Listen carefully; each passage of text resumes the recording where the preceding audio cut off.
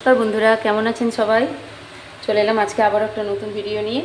তো এখানে একটা পাত্রে আমি জল বসিয়ে দিয়েছি, এতে সামান্য লবণ দিয়ে দেবো আমি, দিয়ে 1 বাটি মতো সয়াবিন এটা আমি ওর মধ্যে একটু ভাপিয়ে নেবো। আজকে হাতে মেখে সয়াবিনের তরকারি করবো। তো এটা কতটা সুস্বাদু হয় বা কীভাবে করি তোমাদের দেখাবো। খেতে খুবই ভালো লাগে। এটা একটু ফুটে যায়, হালকা নরম হয়ে গেলে আমি গ্যাসটা বন্ধ করে জলটা ছেঁকে নেব। বন্ধুরা সয়াবিনটা খুব সুন্দরভাবে একদম সেদ্ধ হয়ে গেছে। খুব বেশি চেপে হবে সেরকম না, হাত দিয়ে চেপে চেপে না। প্রথমে আমি একটু ঠান্ডা জলে এটাকে দিয়ে দিই। হাতে এখন গরম হয়ে গেছে, চেপে চেপে আমি এটা তুলে নিচ্ছি।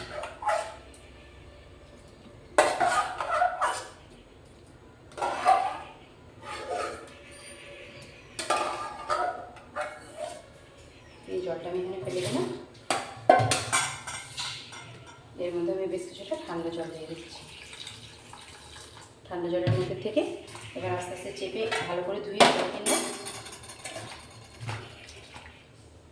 ফেলে দেবো ভালো করে। তবে এর ভেতরের বোটকা গন্ধটা দেখো বন্ধুরা, সয়াবিনটা আমি 2-3 বার ধুয়ে ভালো করে জলটা ফেলে দিয়েছি। এবার একটা পাত্র নিয়েছি, যার মধ্যে আমি এগুলো সমস্ত মেখে রেডি করব। প্রথমেই আমি এখানে এগুলো সব দিয়ে মাখবো। এটা হাতে মেখে করতে হবে। তো আমি এখানে প্রথমে টমেটো কুচিগুলো দিয়ে দিচ্ছি। এর উপরে অল্প লবণ দিয়ে দেবো। এরকম হাত দিয়ে স্ম্যাশারেও করতে পারেন বা মিক্সি জারে ঘোরালে আরও ভালো হয়, পেস্ট হবে। কিন্তু এটা যেহেতু হাতে মাখা রেসিপি, এটা মা ঠাকুমা পিসিমণিদের করা রেসিপি, তো এগুলো সেটাই আমি আজকে করছি অনেক দিন পরে। এটা হাত দিয়েই ভালো করে ডলে ডলে মেখে নেব।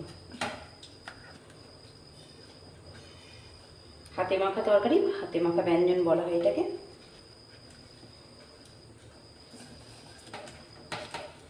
হাত দিয়ে সুন্দর করে এটাকে ভালো করে মেখে নেব।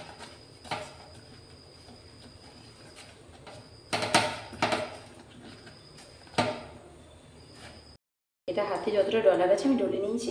এবার ওর উপরে 2টো পেঁয়াজ কুচি করে নিয়েছি, সেটা দিয়ে দেবো।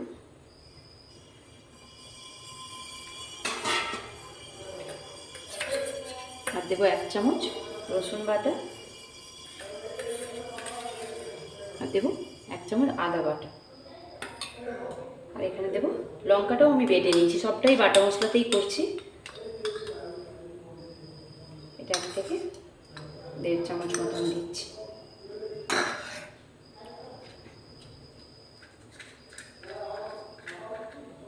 হলুদ পাউডার 1 চামচ মতো দিচ্ছি। আর কেটে কুচি করে রাখা ধনে পাতা আমি দিয়ে দিচ্ছি। সবটাই হাতে ভালো করে এবার আমি মেখে নেব।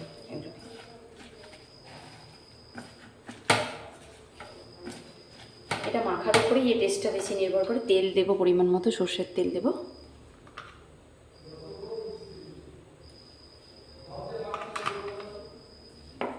এটাকে ভালো করে হাতে মেখে তারপরে আমি সয়াবিনটা দিই।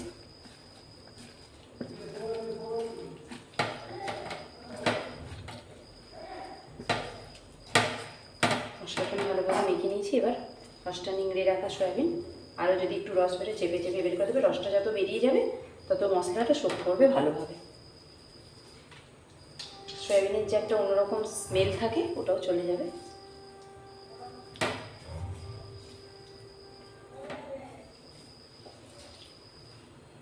আরও কতটা জল বেরিয়ে যাচ্ছে তাও।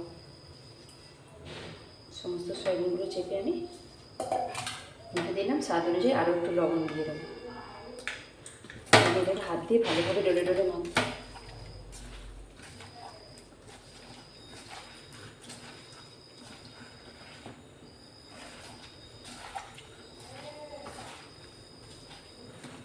মেখে নিয়ে আমি ডুমো করে কেটে রাখা আলু অল্প একটু দিয়ে দেবো। সবটা একসাথে মেখে নেব।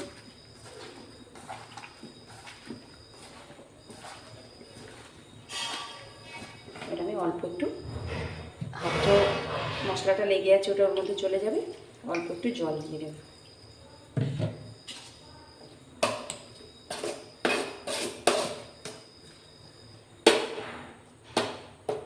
এটা আমি এখানে ওভেনের উপর বসিয়ে দিচ্ছি।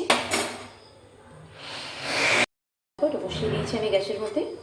আর একটা ঢাকনা দিয়ে দিলাম। 10 থেকে 15 মিনিট হওয়ার পরে আবার একটু নেড়ে দেবো। প্রথমটা ওভেনটা একটু জোরে রাখছি, তারপরে কমিয়ে দেবো, দিলে এটা ধীরে ধীরে খুব সুন্দরভাবে হয়ে যাবে। তো দেখো বন্ধুরা, হাতে মাখা সয়াবিন আলুর এই রেসিপিটা আমার একদম পুরোপুরি রেডি হয়ে গেছে। আমি 20 থেকে 25 মিনিটের মতো এরকম রান্না করেছি। তো কালারটাও যত সুন্দর এসছে আর সয়াবিনগুলো খুব সফট হয়েছে একদম। এইভাবে রান্না করে এটা রুটি, পরোটা, ভাত সবের সাথেই খাওয়া যায়।